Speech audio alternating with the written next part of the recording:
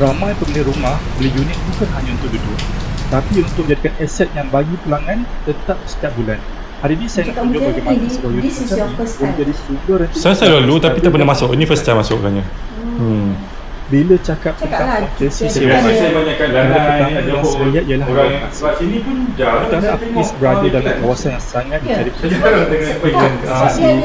PRS, Embassy Row, Grand Club, sekolah-sekolah antarabangsa. Kawasan macam ni memang ada demand tinggi dari golongan expat, profesional dan keluarga yang bekerja di pusat bandar.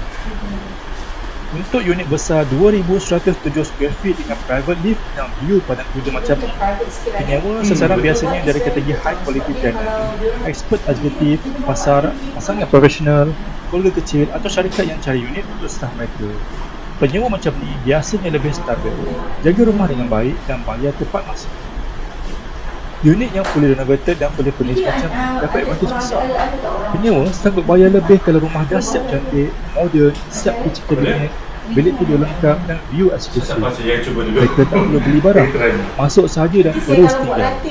Ini yang buat sewa dia boleh mencecah RM7,000 ke RM8,000 sebulan dengan mudah. Fasiliti premium pun main peranan.